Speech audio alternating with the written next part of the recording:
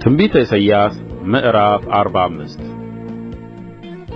እግዚአብሔር ለቀባሁት አሕዛብንም በፊቱ አስገዛ ዘንድ የነገሥታትንም ወገብ እፈታ ዘንድ በሮቹም እንዳይዘጉ መዝጊያዎችን በፊቱ እከፍት ዘንድ ቀኝ እጁን ለያዝሁት ለቂሮስ እንዲህ ይላል። በፊትህ እሄዳለሁ፣ ተራሮችንም ትክክል አደርጋለሁ፣ የናሱንም ደጆች እሰብራለሁ፣ የብረቱንም መወርወሪያዎች እቈርጣለሁ።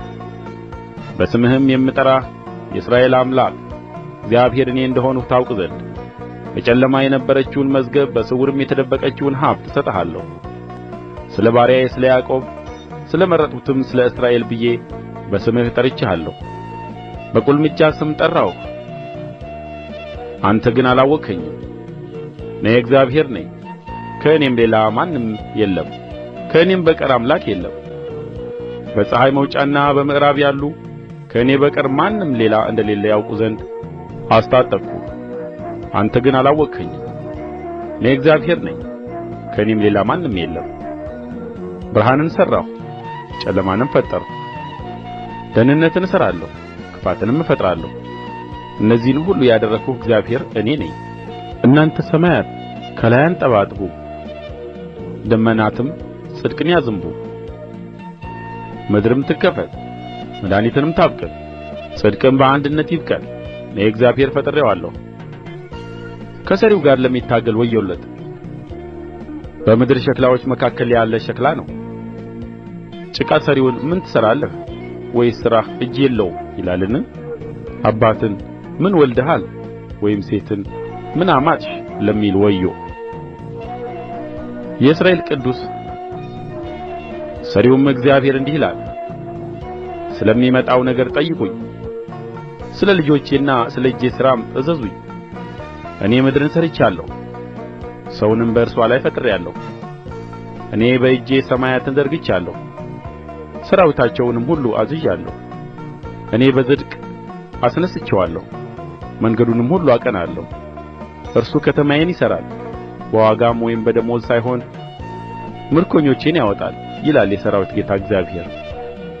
እግዚአብሔርም እንዲህ ይላል፣ የግብጽ ድካምና የኢትዮጵያ ንግድ ቁመተ ረጃጅሞች የሳባ ሰዎች ወደ አንተ ያልፋሉ፣ ለአንተም ይሆናሉ።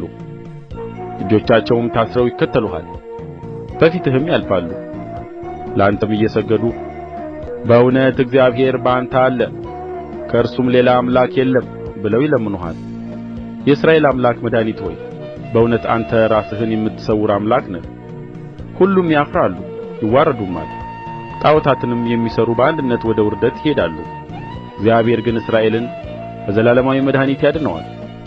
እናንተም ለዘላለም አታፍሩምና አትዋረዱም። ሰማያትን የፈጠረ እግዚአብሔር እርሱ ምድርን የሠራና ያደረገ ያጸናትም መኖሪያም ልትሆን እንጂ ለከንቱ እንድትሆን ያልፈጠራት አምላክ እንዲህ ይላል፣ እኔ እግዚአብሔር ነኝ፣ ከእኔም በቀር ሌላ የለም። በስውር ወይም በጨለማ ምድር ስፍራ አልተናገርሁም። ለያዕቆብ ዘር በከንቱ ፈልጉኝ አላልሁም። እኔ እግዚአብሔር ጽድቅን እናገራለሁ፣ ቅንንም አወራለሁ። እናንተ ከአሕዛብ ወገን ሆናችሁ ያመለጣችሁ ተሰብስባችሁ ኑ፣ በአንድነትም ቅረቡ። የተቀረጸውን የምስላቸውን እንጨት የሚሸከሙና ያድን ዘንድ ወደማይችል አምላክ የሚጸልዩ እውቀት የላቸውም። ይናገሩ ይቅረቡ፣ በአንድነትም ይማከሩ። ከጥንቱ ይህን ያሳየ ከቀድሞስ የተናገረ ማን ነው? ያሳየሁም የተናገርሁም እኔ እግዚአብሔር አይደለሁምን? ከእኔም በቀር ሌላ አምላክ የለም። እኔ ጻድቅ አምላክና መድኃኒት ነኝ፣ ከእኔም በቀር ማንም የለም። እናንተ የምድር ዳርቻ ሁሉ እኔ አምላክ ነኝና ከእኔም በቀር ሌላ የለምና ወደ እኔ ዘወር በሉ ትድኑማላችሁ።